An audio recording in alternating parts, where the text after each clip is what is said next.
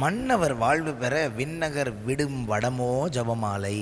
Constantine Beschi Veeramamunivar எழுதியதாக கேள்விப்பட்டிருக்கிறேன். சமீபத்தில் நான் ஒரு இடத்துக்கு போயிருந்தப்போ அங்கே சொன்னாங்க, நீங்கள் எப்படிப்பட்ட ஒரு வாழ்க்கையை வாழ்ந்தாலும் பரவாயில்ல, டெய்லி நீங்கள் 3 ஜபமாலை சொல்கிறவங்களா இருந்தீங்க அப்படின்னு சொன்னால் நீங்கள் சாகிற நேரத்தில் மாதா உங்களுக்காக ஸ்பெஷல் டோர் என்ட்ரி திறந்து உங்களை பரலோகத்துக்குள்ளே சேர்த்துருவாங்க. ஜீவ புத்தகத்தில் உங்கள் பேரே இல்லைன்னா கூட மாதா கதவை திறந்து உங்களை பரலோகத்துக்குள்ளே விட்டுருவாங்க அப்படின்னு சொல்கிறத நான் கேள்விப்பட்டேன். எனக்கு பிரியமான சகோதர சகோதரிகளே, மாதா மேலே நமக்கு பாசம் இருக்குது, ஜபமாலை மேலே நமக்கு பக்தி இருக்குது. ஜபமாலை பக்தியை நாம் அதிகமாக கடைபிடிக்கிறோம். ஆனால் அதற்காக ஜபமாலையை ஒரு மூட நம்பிக்கையாக நாம் மாற்றிவிடக் கூடாது.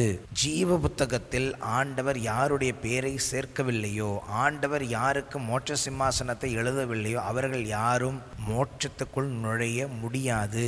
நான் எப்படி வேணாலும் வாழ்ந்துக்குவேன், திருட்டுத்தனம் பண்ணிக்குவேன், பித்தலாட்டம் பண்ணுவேன், பொய் சொல்லுவேன், எல்லா விதமான தப்பையும் பண்ணிட்டு டெய்லி ஒரு ஜபமாலையை மட்டும் சொல்லிடுவேன், மாதா என்னை பரலோகத்துக்கு இழுத்துக்குவாங்களா அப்படின்னா கண்டிப்பாக மாதா அப்படி இழுத்துக்கொள்ளவே மாட்டாங்க. இதனால்தான் தேவத்தாய் நமக்கு ஒரே கட்டளையை கொடுத்தார்கள். என்னது? அவர் சொல்வதை போல் நீங்கள் செய்யுங்கள். தேவத்தாயின் கட்டளைகள் கீழ்ப்படிந்து வாழ விண்ணக அரசை சொந்தமாக்கிக் கொள்ள உங்களை வாழ்த்துக்கிறேன். God bless you.